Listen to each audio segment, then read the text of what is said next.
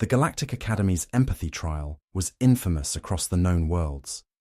Cadets whispered about it during mess breaks, warning newcomers that no simulator, no virtual test, and no psychological preparation could truly prepare anyone for it. The test wasn't about strength, agility, or intellect. It was about the one thing most species feared to confront: vulnerability. The biodome where the trial took place was enormous, constructed from translucent alloy panels that glowed faintly under the artificial sunlight of the training quadrant. Inside, the air shimmered with humidity, and the faint scent of ozone lingered from the security fields. The environment was meant to resemble the predator dens of Ryrnak, a wild planet from the outer spiral, where the atmosphere itself seemed to hum with tension. The Ryrnakian cubs used in the trial were young but deadly, born with retractable claws, long sensory tails, and eyes that reflected light like molten gold. Every cadet who entered the dome knew the rules: do not provoke, do not attempt dominance, and do not show fear. The creatures could read emotions through pheromones, body heat, and micro-movements faster than any biometric scanner.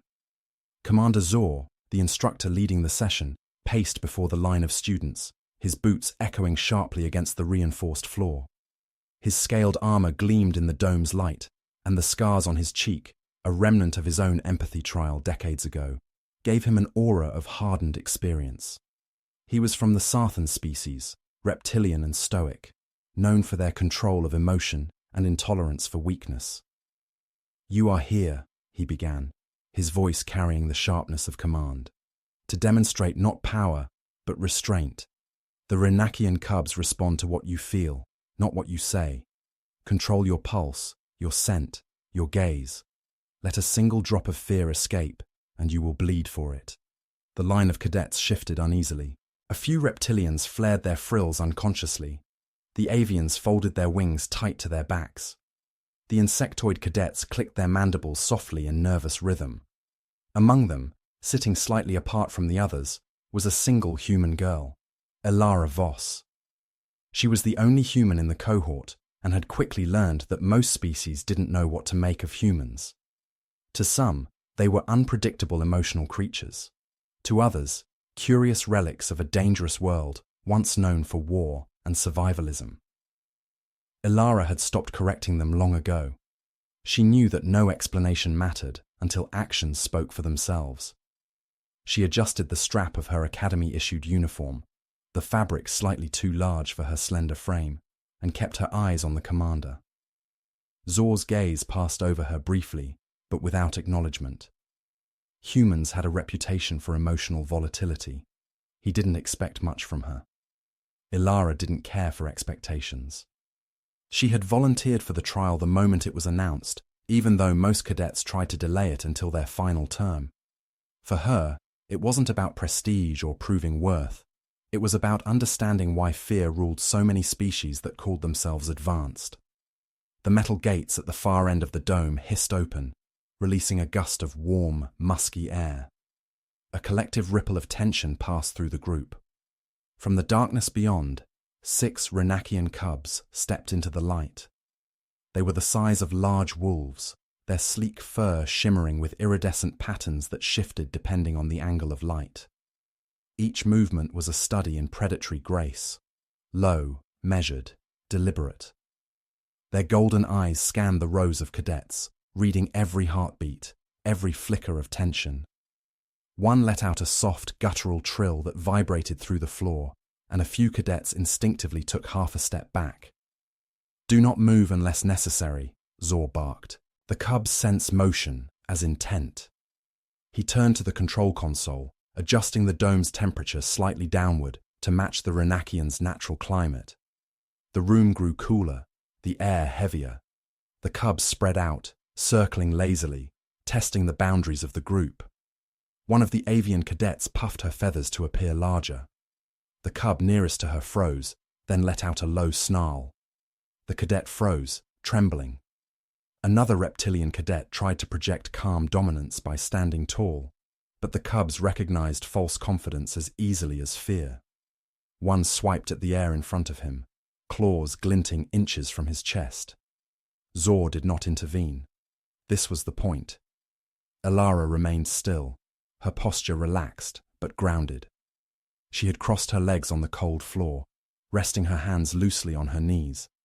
Her eyes were half closed, her breathing even and slow. The dome's light reflected softly off her skin, giving her face an almost serene glow. The cubs noticed her absence of reaction immediately. One of the smaller ones turned its head toward her, nostrils twitching as it caught her scent. It padded closer, tail swaying, claws clicking faintly against the surface. The other cadets watched in disbelief as the creature approached her. Elara didn't flinch, didn't look away. She only tilted her head slightly, exhaling through her nose in a calm rhythm. The cub stopped a few steps away and crouched low, muscles tensing. Its ears flicked back, ready to pounce. Elara slowly lowered her hand to the ground, palm open, not as a command, but as an offering of space. The cub inched forward, sniffing. Its breath was warm against her skin. Instead of growling, it let out a soft, chuffing sound, a sound of curiosity, not aggression. Elara began to hum quietly, a low, melodic tone she had learned from her mother, who used to sing to calm restless animals back on Earth. The vibration carried subtly through the air. The cub blinked, head tilting, the glow in its eyes dimming from bright gold to a gentler amber. The other cubs took notice. One by one, they turned toward the human, their aggression fading into wary interest. The rest of the cadets didn't understand what was happening. To them, this should have been impossible. Renakian cubs responded only to pheromones, not to sound. Yet something about the human's rhythm resonated with them in a way that bypassed biology. Commander Zor's scaled brow furrowed. He adjusted his scanner, verifying that no sedatives or sonic frequencies were being used. The data showed nothing unusual. No hidden device, no chemical emission, just a steady heartbeat and normal human breath patterns. Impossible, he muttered under his breath. The Renakians shouldn't respond to this. But the evidence was before his eyes. The cub that had approached Elara now rested its chin lightly on her knee, eyes half-lidded. She smiled faintly, but didn't move to touch it. She knew instinctively that any sudden motion might break the fragile trust. The dome was utterly silent except for the faint hum of the environmental systems and the rhythmic breathing of the cubs. The fear that had filled the air moments earlier had dissipated, replaced by something subtler, a calm that spread outward from the human like ripples on still water. Even the other cadets felt it, though none understood why. For the first time since the trial began, the biodome felt less like a battlefield and more like a sanctuary. Commander Zor stood with his arms folded, staring at the human girl who had done what none of his simulations could replicate. His pride as an instructor itched under the surface. He wanted to believe it was a fluke, an anomaly that would vanish under scrutiny. Yet as he watched the cubs curl up near her feet, blinking slowly in contentment, he began to sense that something far older and deeper was at play. Something beyond control, beyond species, beyond the cold calculations of fear and dominance. Elara continued to hum softly until the cubs' breathing slowed, and they lay completely still, resting in a loose circle around her. When she finally opened her eyes, she found every other cadet staring at her. Some looked frightened, others awed. She didn't speak, didn't try to explain. Words would only distort what had just happened. She simply met the commander's gaze for a moment, then looked down at the cub sleeping beside her boot. In that quiet, fragile moment, she understood something no one else in that dome did. That empathy was not a weapon to be controlled or a skill to be measured. It was a presence, something that could reach where logic never could. When the dome lights dimmed to signal the end of the first trial phase, Zor called the session off early, muttering something about data irregularities. But as the cadets filed out, he lingered, eyes fixed on the human still seated among the predators. The hum of her voice echoed faintly even after she stopped, blending with the low purrs of the cubs. For the first time in years, Commander Zor, who prided himself on emotional discipline, felt something unsettling in his chest. Not fear, but curiosity. And beneath that, a reluctant trace of respect. The following day began with the kind of uneasy silence that always follows something inexplicable. The empathy trial had not only broken protocol, but had rewritten the unspoken hierarchy among the cadets. Rumors had spread overnight through every dormitory level of the Galactic Academy. Whispers about the human girl who had tamed the Renakian cubs. Some described her as a telepath. Others claimed she used sonic manipulation technology hidden in her suit. The truth was less convenient. She had done nothing but exist in a state the others could not understand. Yet in a place where everything was measured, pulse rate, hormone levels, and neural resonance, doing nothing was the most extraordinary act of all. Elara Voss woke early, as she always did. The dawn light filtering through the academy's high glass walls painted long blue streaks across her bunk. The hum of the orbital habitat outside was constant, a low vibration that threaded through every wall, reminding her that she wasn't on any planet, but suspended above one, a world spinning far below, cold and distant. She sat at the edge of her bed and stared at her hands for a long moment, the faint scent of the cub's fur still clinging to her skin. She hadn't washed it off. Part of her wanted to hold on to that proof that the moment in the dome was real. The door chimed and hissed open before she could stand. It was her roommate, an avian cadet named Mirai, who fluttered into the room with a nervous swish of feathers.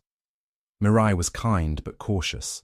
Her people feared unpredictability, and the human girl was, to her, a walking anomaly. She lingered at the doorway, her narrow face framed by a crest of violet plumes. "Everyone's talking about you," Mirai said softly. Her tone carried a mixture of awe and apprehension. "Commander Zor called an emergency review. The staff wants to know what you did." Elara looked up but didn't answer immediately. She brushed her hair back, tying it into a loose knot. "I didn't do anything," she finally said. Her voice was calm, unguarded. "I just stayed still." "That's not possible," Mirai murmured. "The cubs should have torn you apart." Elara gave a faint smile, not out of pride, but out of quiet disbelief that anyone still thought fear was the only language predators understood. Maybe they didn't need to attack. Maybe they needed someone who wasn't trying to control them. Mirai shivered at the thought. "You make it sound like they were people." Elara's gaze softened. "Aren't we all something's predator?" she asked quietly. "And something else's prey?" Mirai didn't reply. She backed out of the doorway, uneasy, leaving Elara alone again. The human stood and crossed to the window, watching the curved horizon of the planet below. 1,000 tiny glints marked the cities scattered across the continents, civilization pulsing like a living thing. She wondered if any of those lights belonged to someone who still understood silence the way she did. By mid-morning, she received a summons to the observation deck. The message was curt and unsigned, which meant it came from Commander Zor himself. When she arrived, the room was empty except for him. He stood near the transparent wall that overlooked the training domes below, arms folded behind his back. The faint sheen of his scales caught the artificial sunlight. For a long time, he didn't speak. He simply watched the activity far below. Maintenance drones, students in formation, the glint of the biodome's dome still sealed under investigation. "Sit," he said at last, motioning toward a chair at the edge of the room. His tone was measured, devoid of warmth or hostility. Elara obeyed, sitting quietly with her hands resting on her knees. "I have led the empathy trial for 23 cycles," he began. "In that time, I have seen cadets faint, scream, attack, freeze, even attempt to flee. Never have I seen predators choose submission over instinct." He turned his head slightly toward her, his golden eyes unreadable. "You disrupted something ancient in them. Do you understand what that means?" Elara shook her head slowly. "No, Commander. I didn't disrupt anything. I think I just didn't resist." His jaw tightened. "That sounds poetic, but it is not an answer." "Maybe it's not a question," she said softly. The silence that followed was heavy. Zor didn't like riddles, but he recognized that she wasn't trying to be clever. He saw the calm in her eyes, that same stillness that had silenced the cubs. It wasn't defiance, it was something deeper, a kind of peace that had no opposite. It unsettled him. "Your file says you come from a human colony world," he said. "Earthborn, second generation. Your people have a history of aggression, wars, conflict, dominance. You are not known for serenity. How did you learn to do this?" Alara's lips curved faintly, though it wasn't quite a smile. "Maybe peace comes easier to those who've seen what happens without it." He studied her in silence, searching for deception. There was none. Her pulse, visible through the small wrist scanner embedded in the uniform, remained steady. No nervous spikes, no biochemical indicators of stress. He turned back toward the window. "The board will demand an explanation. If I cannot provide one, the empathy trial may be suspended for further evaluation." "Maybe it should be," she said quietly. That made him turn sharply. "You question the Academy's methods?" "I question whether empathy can be taught through fear," she replied, meeting his gaze without hesitation. "If every lesson begins with violence, then all you'll teach is survival, not understanding." Zor's tail flicked once, the only sign of his irritation. "You speak as though understanding predators can be achieved through philosophy. The Renakians respond to instinct, not ideas." "Then maybe instincts aren't as simple as we think," she said. "Maybe they read what's underneath all that noise, not dominance, not fear, but presence. Maybe that's what they felt." Zor exhaled slowly through his nostrils. He had no counter-argument. The human's words made an uncomfortable kind of sense, though admitting it would have been professional suicide. "You will attend a secondary evaluation tomorrow," he said curtly. "Same dome, same cubs. Observation teams will monitor. No mistakes." "I understand," she said, standing to leave. "Voss," he said before she reached the door. She turned. "If you do whatever you did again, be aware that the Academy will dissect it until nothing human remains of it." Alara's expression didn't change. "That's fine," she said. "I'm not sure there was much human in it to begin with." She left without another word. Zor stood alone, staring at the reflection of the biodome far below. For the first time in his long teaching career, he realized he wasn't certain which species had truly passed the test. The next day arrived with the sterile rhythm of military precision. The cadets gathered outside the dome, their chatter sharp and electric with anticipation. Dozens of observers filled the viewing deck: instructors, xenobiologists, neural behaviorists, even members of the Academy Council. The dome itself had been refitted overnight with hundreds of biosensors, tracking every breath, every movement, every biochemical fluctuation. No variable would escape analysis this time. Alara stood among the cadets, her posture calm but alert. She could feel their eyes on her: curiosity, skepticism, envy. The cubs within the dome could feel it too. They paced restlessly behind the transparent barrier, aware that something unnatural was about to happen. When the gates finally opened and the cadets stepped inside, the air crackled with the tension of collective expectation. Jor's voice echoed over the comm. "This session will focus on verification. The cubs have not been fed, nor sedated. Your objective remains the same: maintain emotional control." The cubs spread out, prowling among the cadets. The scent of apprehension filled the air. One by one, the students began to lose composure. Minute tremors in breath, spikes in adrenaline. The cubs picked up on it immediately, circling, tails lashing. Yet as before, the tension softened when Alara took her place. She didn't sit this time. She stood with her hands loosely at her sides, her eyes lowered, her breathing steady. The cubs slowed, their movements aligning with her rhythm as if drawn into her pulse. High above in the observation deck, the analysts muttered among themselves. Neural readings spiked in unison, not from the human, but from the cubs. Their brainwave activity shifted from aggression to synchrony. "She's entraining them," one of the scientists whispered, astonished. Her heartbeat frequency is matching theirs. Another shook his head. No, theirs is matching hers. Zor said nothing.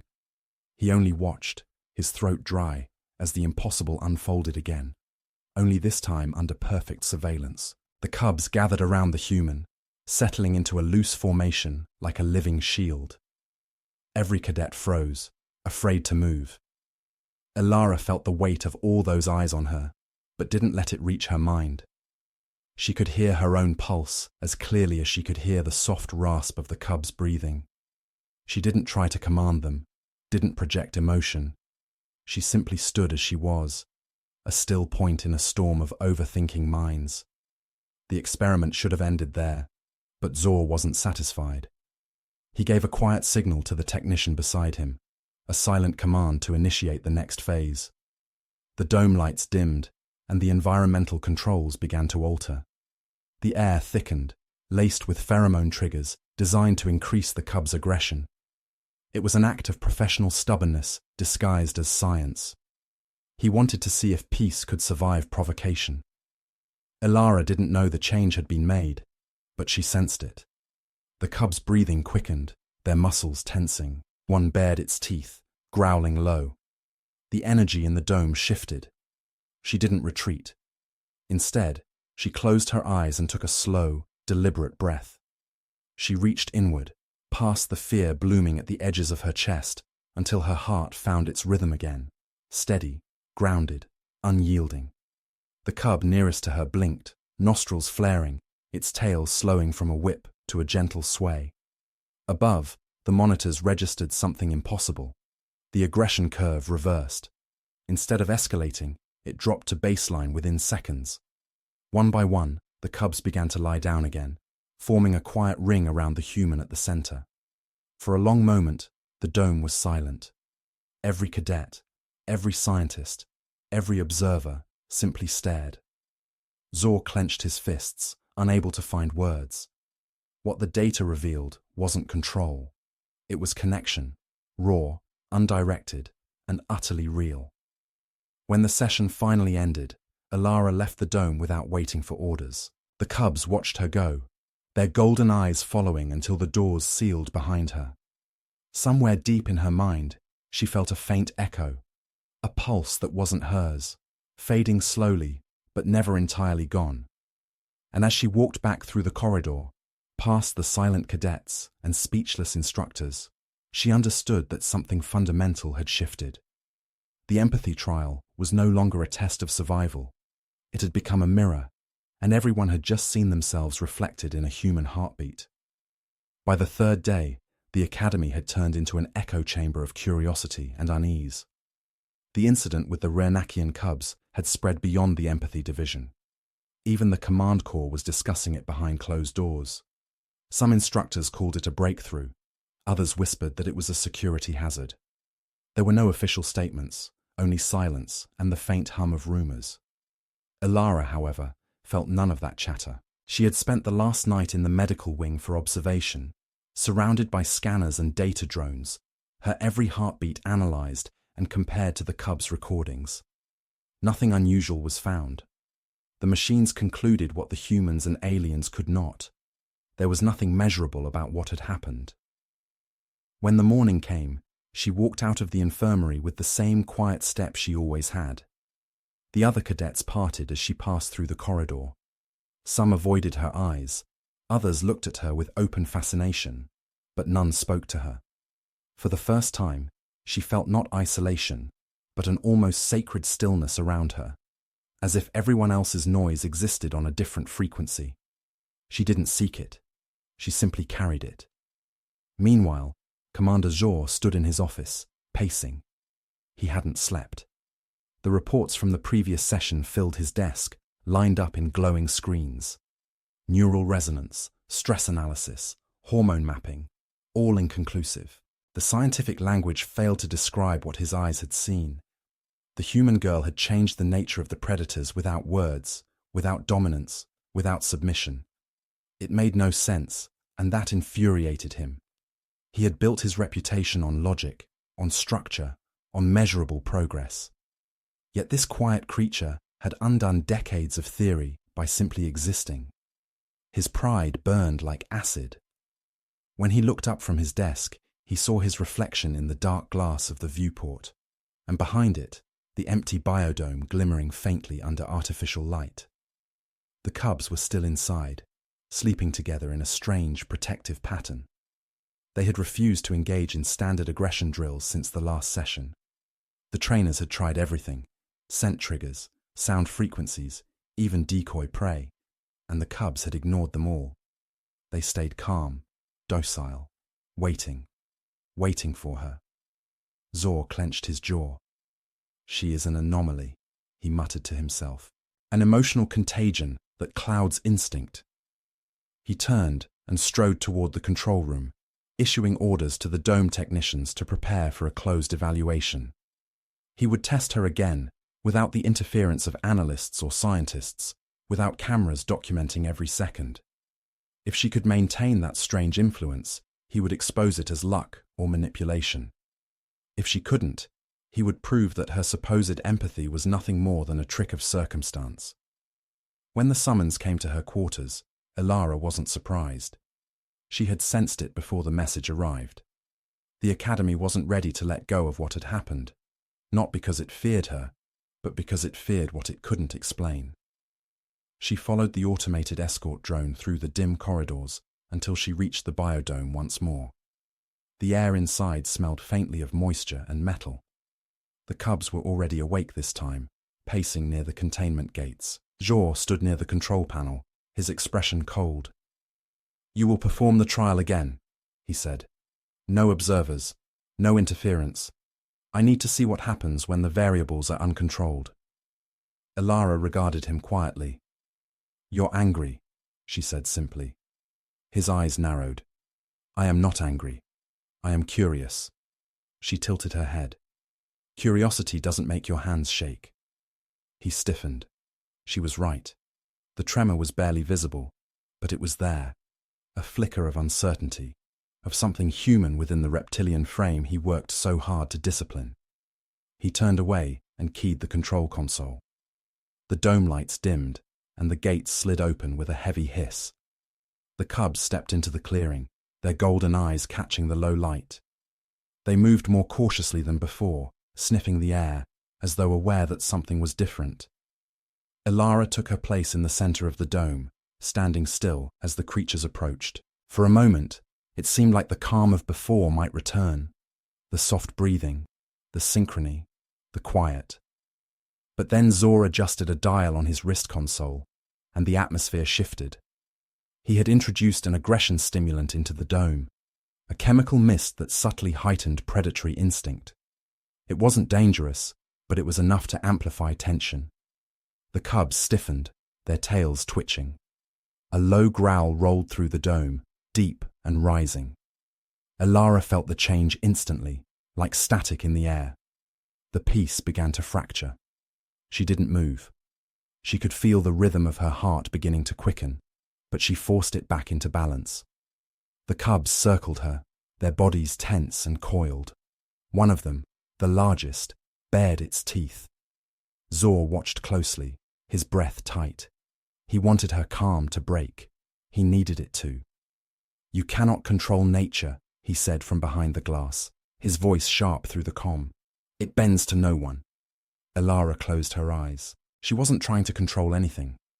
Control was the language of fear.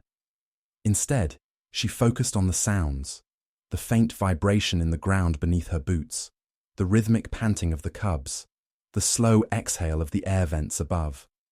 Each pulse, each echo, was part of a single pattern. She listened until her own breath matched it perfectly. The cubs hesitated. Zor saw the readings on his monitor start to change. The aggression curve he had induced began to plateau. He frowned and increased the dosage slightly. The cubs' pupils dilated, their growls deepened, and one lunged forward. Elara didn't move. The creature stopped mid-stride, confusion flashing in its gaze. She met its eyes, her expression steady and calm. The cub trembled, nostrils flaring, then slowly lowered itself to the ground. Another followed, then another. Within minutes, the entire group had returned to stillness. The chemical concentration remained high, but the aggression readings dropped to near zero. Jor's claws dug into his palm. He couldn't deny what he was seeing, yet instead of accepting it, something in him twisted with frustration. "Enough!" he barked, slamming his fist against the console. "You're manipulating them!" He stormed into the dome, breaking the sterile barrier between instructor and subject. The cubs immediately turned toward him, their eyes snapping open. Ilara took a step back, sensing the shift.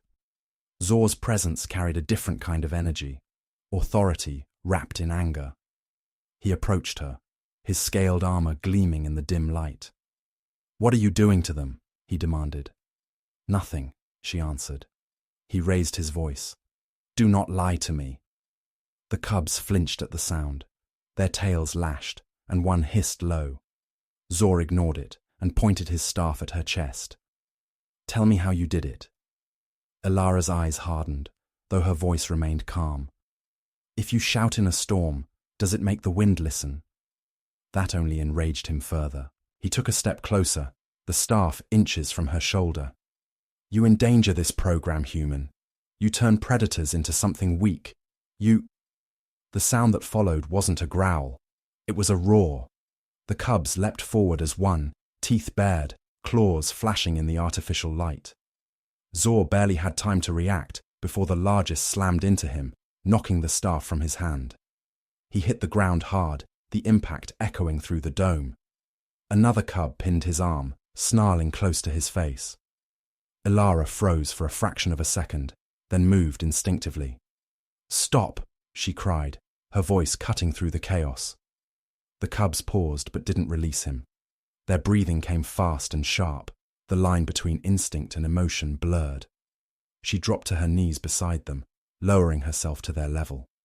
Her voice softened, steady and low. "It's all right. He's not a threat anymore." One by one, the cubs' bodies relaxed. Their growls faded to heavy panting. The one pinning Zor stepped back, its head low. Ilara reached out and placed her hand gently on the creature's neck. The tension dissolved like mist under sunlight. Zor lay on the ground, stunned, staring at her. His chest rose and fell rapidly, his pride as battered as his body. The cubs were gathered around her again, silent and protective. She turned her head toward him, her eyes neither triumphant nor apologetic, only tired. "You wanted to prove you were stronger," she said quietly. "But they don't follow strength. They follow calm." For a moment, he couldn't speak. His throat felt dry, his mind spiraling between disbelief and the raw memory of the cub's breath hot against his face. He struggled to sit up, his scales scraped and cracked from the fall. "You think peace is control," he muttered. "But peace is only an illusion before the storm." Ilara rose, her hands still lightly resting on the cub nearest to her. "Maybe," she said, "but storms don't last forever." Security drones arrived seconds later, summoned automatically by the breach in the dome's safety parameters. The cubs didn't resist as they were guided back into containment, though their eyes followed Ilara until the last possible moment.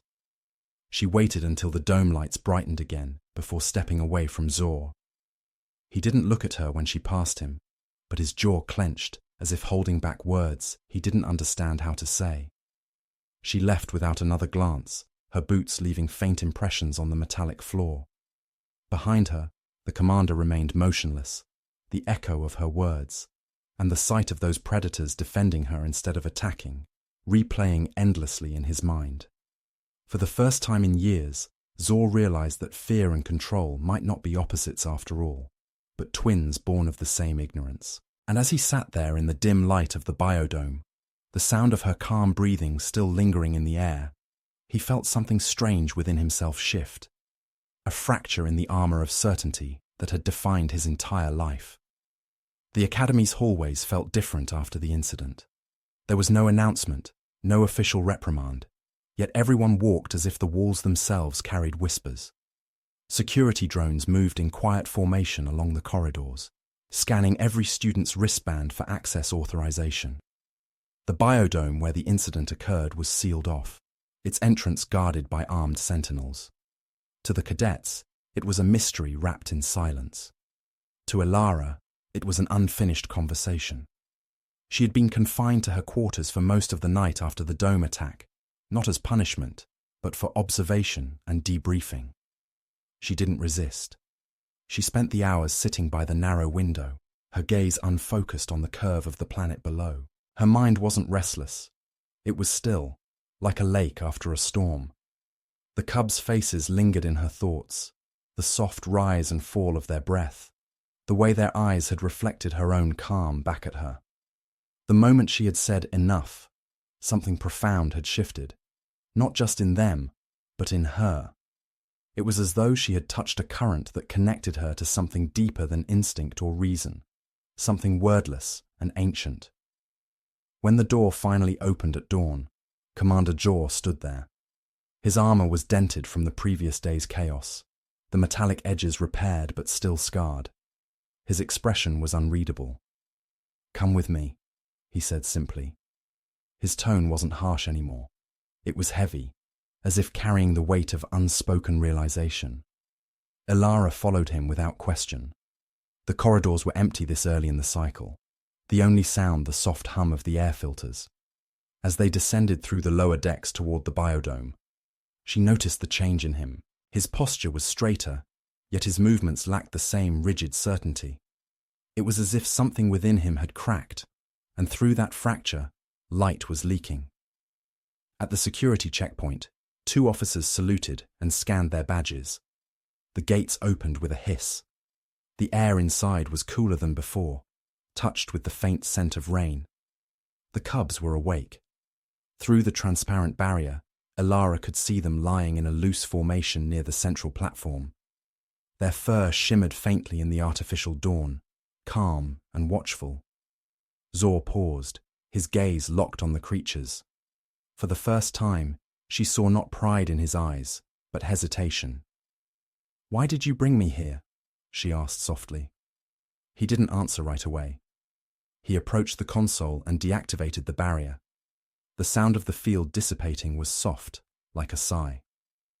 "Because I need to understand," he said finally. "What happened yesterday should have been impossible. The cubs should have killed me. Instead, they stopped. Not because I commanded them, not because they feared you, but because of something I cannot define." Elara looked at him for a moment, then stepped into the dome. The cubs lifted their heads, their golden eyes following her movement. One of them, the largest, the one who had tackled Zor, stood and padded toward her. Its gait was relaxed, its tail sweeping the ground like a slow pendulum. When it reached her, it lowered its head, brushing its muzzle gently against her hand. She smiled faintly, running her fingers along the creature's smooth fur. "You don't need to define it," she said. "You just need to feel it." Zor followed her inside, though his instincts screamed against it. The cubs stirred slightly but didn't approach him. He stopped several meters away, watching as she knelt beside the creature. "You think empathy is stronger than fear," he said quietly. "I don't think," she replied, still stroking the cub's neck. "I've seen it." He exhaled slowly. "And yet, fear has kept my species alive for millennia." "Fear keeps you alive," she said, "but it also keeps you from living." Her words hit him harder than he expected. There was no defiance in her tone, only truth. It was the kind of truth that made the mind recoil, because it demanded a change that the heart wasn't ready to make. Zor's eyes fell on the cub beside her, the way its muscles moved with silent grace, the way it trusted her completely. Something about the scene defied every lesson he had ever taught. He took another step closer. The cubs watched, but didn't react. "You do realize," he said carefully, "that what you've done has implications far beyond this dome. The Academy's researchers are already drafting reports. They want to replicate your results. They want to dissect this connection." "I know," she said, standing slowly. "And that's why it can't be replicated." He frowned. "Why not?" "Because you can't measure what exists only when you stop trying to measure it." Zor looked at her, as if trying to read a language he had never learned. For the first time, he didn't see a cadet before him. He saw something else, something that didn't fit into his understanding of order or command. He realized, too late, that his experiment had turned into a revelation he wasn't ready for. Before he could respond, a sharp alarm cut through the dome. Red light bathed the chamber, flashing across the metal panels. A synthetic voice filled the air. Containment breach detected. Unknown energy surge in the auxiliary control hub. Zor's head snapped toward the console. "That's not possible," he muttered. "All systems are sealed." He sprinted to the control panel, his claws flying across the interface. The readings made no sense. An external override signal was penetrating the dome's security layer. Elara felt the shift in the air before she understood what it meant. The cubs rose in unison, their bodies tense, their ears twitching toward the far end of the dome. The ground trembled. A pulse of energy surged through the structure, and a section of the containment wall exploded inward. Shards of alloy rained down, sparks lighting the air. Through the breach, several drones poured in, heavy assault models, the kind used for riot suppression. Their targeting sensors glowed red. Zor shouted a command, but it was too late. The drones opened fire. Elara dove behind a support beam as bolts of stun energy scorched the ground. The cubs roared and scattered, some taking cover, others charging the drones. One was hit mid-leap and fell with a thud, its body twitching. Another rammed into a drone, tearing through its chassis with its claws. Sparks flew as metal and muscle collided. The scene erupted into chaos. Zor managed to reach the emergency override, deactivating the dome's automatic restraint protocols. The safety barriers around the cubs vanished, giving them full freedom of movement. He turned toward Elara, shouting over the noise, "Stay down!" But she didn't. She moved toward the fallen cub, her instincts guiding her more than thought. The creature was still breathing, shallow and rapid. She placed a hand over its chest, whispering softly. The air shimmered faintly around her fingers. Not light, not sound, but something unseen that rippled like heat. The cub's breathing steadied. Zor stared, frozen for a moment, as the readings on his wrist display went wild. Whatever she was doing, it wasn't medical or technological. It was something primal, something his instruments couldn't interpret. He didn't have time to question it. Another drone turned toward her, its cannon charging. He ran forward, intercepting the shot. The blast hit his shoulder armor, throwing him backward. He grunted in pain, the metallic plate searing from the impact. The cubs reacted instantly, pouncing on the drone, tearing it apart before it could fire again. Smoke filled the air, the sharp tang of ozone burning his lungs. Elara looked up at him, her expression calm despite the chaos. "Why are they attacking?" she called out. "Unauthorized override," he shouted back. "Someone wants this contained permanently. This experiment, it frightened the wrong people." The realization hit her like cold water. The Academy's leadership. The Council didn't want unpredictability. Not from her, not from the cubs. Fear disguised as control again. The last drone dropped, its frame sparking and collapsing under the cubs' assault. The dome was silent, except for the hum of failing lights. Zor pushed himself up, clutching his scorched shoulder. "We need to leave. Security will seal this entire level within minutes." Elara nodded, turning toward the cubs. "They'll kill them," she said. He hesitated. "If we stay, they'll kill us too." "I'm not leaving them," she said, her voice low but steady. She stepped forward, placing her hand on the nearest cub's neck. "They trust me." Zor met her gaze, the conflict visible in his eyes. Logic told him to leave, to save himself, to let protocol handle the aftermath. But for the first time in his life, logic felt small. He exhaled sharply and activated the manual hatch release. "Then we move together," he said. The emergency door opened to a maintenance tunnel leading toward the lower decks. The cubs followed closely, their eyes glinting in the dim light. As Elara and Zor disappeared into the passage, alarms blared above them. The biodome, once a symbol of control and hierarchy, now burned behind them, its walls collapsing into sparks and smoke. For Zor, every step into that tunnel felt like walking away from the man he had been. For Alara, it felt like walking towards something she had always known but never named. The truth that empathy, once awakened, was no longer a lesson. It was a revolution. The maintenance tunnels stretched beneath the academy, like veins beneath a living creature's skin. Dark, pulsing with faint energy currents, lined with damp metal walls that echoed every step. Zor led the way with a small portable scanner in his hand, its blue light casting long, trembling shadows across the narrow corridor. Ilara followed close behind, the cubs padding silently around her, their claws clicking softly against the floor. The smell of burnt circuitry and ionized air clung to them, a reminder of the chaos they had just escaped. The alarms had faded behind them, replaced by the rhythmic hum of the lower deck's ventilation systems. Zor's wound still smoked faintly beneath his armor, the scorched metal fused unevenly with his skin. He ignored the pain, though his movements had grown slower. Every few steps, he glanced over his shoulder, not out of distrust, but to confirm that the human girl was still there. Each time, she was exactly where he expected her to be, calm, steady, as if she had always belonged in the middle of impossible situations. The cubs seemed to orbit her naturally, their massive bodies forming a protective barrier as they moved through the tunnel.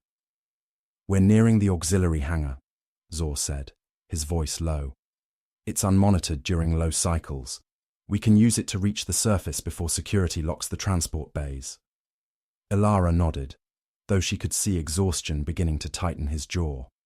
The tunnel sloped downward, opening into a wider chamber where coolant pipes glistened with condensation. She slowed her pace to match his. "You're injured," she said. "It's nothing," he replied. "That's what people say before collapsing." He shot her a brief look, his golden eyes narrowed. "Humans are persistent. Only when it matters," she said quietly. "And this matters." Her tone carried no judgment, only certainty. He didn't argue further. For the first time in his life, he let someone else lead the silence. When they reached the hangar, the door controls flickered with residual static from the attack. Zor bypassed the system manually, his scaled fingers tapping a rhythm across the console. The doors slid open with a groan, revealing a cavernous space filled with disused transport pods and storage crates stacked high against the walls. The overhead lights flickered weakly, painting the room in alternating patches of light and shadow. The cubs moved in first, sniffing the air. One of them growled softly at the unfamiliar scent of lubricants and metal. Ilara knelt beside it, resting her hand on its shoulder. "It's all right," she whispered. The creature's breathing slowed instantly. Zor watched from a few paces away, still struggling to understand how she did it, how simple words could cut through primal fear like that. He moved toward an old supply shuttle at the far end of the hangar, brushing dust from its hull. "This one still has functional thrusters," he said. "It's unregistered. We can launch from here before the main system detects us." Ilara approached him, her steps light but deliberate. "And go where?" "Anywhere away from here," he said. "You think the Council will let this stay buried? You broke their protocol, challenged their control. They will destroy anything connected to this." She looked at him, her eyes calm but unwavering. "And you think running will change what happened?" "It might keep us alive," he answered. "Alive for what purpose?" she asked. "To hide?" Her words struck him like a physical blow. He turned away, staring at the shuttle's hull. For most of his life, survival had been the highest virtue. Control, order, obedience. These were the cornerstones of civilization, the things that kept chaos from devouring everything. Yet now, standing in front of this human who radiated serenity in the face of death, he felt the thinness of those values. He felt, for the first time, that survival meant nothing if it wasn't accompanied by meaning. Before he could respond, a distant tremor shook the hangar. The overhead lights flickered, and a harsh voice crackled over the intercom. "Unauthorized breach detected in sub-level 5. All units converge. Use lethal force if necessary." Zor cursed under his breath and began activating the shuttle's systems. "We're out of time." Ilara didn't move. The cubs had tensed again, their eyes glowing faintly in the darkness. "If we leave," she said, "we abandon what this means. You saw it yourself. What happened in the dome? It wasn't just a mistake or an anomaly. It was proof that fear isn't the only way to survive." Zor slammed his fist against the control panel. "You don't understand. The academy is built on discipline. Without it, everything falls apart." "No," she said softly. "Without understanding, it already has." The silence that followed was heavy, pressing against both of them like gravity. The intercom blared again, closer this time.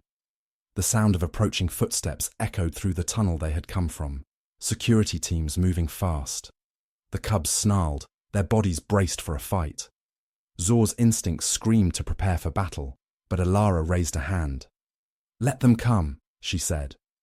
He turned to her, disbelief flashing across his face. "Are you insane? We can't fight them." "I'm not going to fight," she said. "I'm going to show them." Before he could stop her, she stepped forward, out of the shuttle's shadow and into the center of the hangar. The cubs followed, forming a loose circle around her.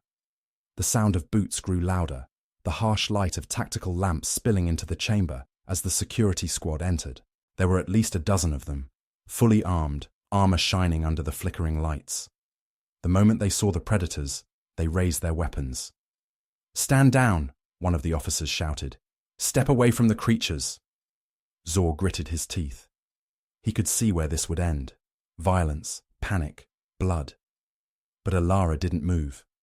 She raised both hands slowly, palms open. "You're afraid," she said, her voice clear and calm. "You think these creatures are dangerous because you don't understand them, but they don't need your control. They need your stillness." The officers hesitated. No one had ever spoken to them like that, without command, without defiance, just quiet truth. The cubs remained still, breathing slowly, their bodies relaxed. The room was tense with the possibility of violence, but something subtle began to shift. The air grew warmer. The hum of the lights softened. One of the cubs stepped forward and lowered its head. The lead officer's hand trembled on the trigger. "What are you doing?" he asked. "Listening," she said. "You can feel it, can't you? The difference between control and peace." For a moment, no one spoke. The sound of distant alarms faded into the background. The cub pressed its head against her leg, and she rested her hand gently on its back.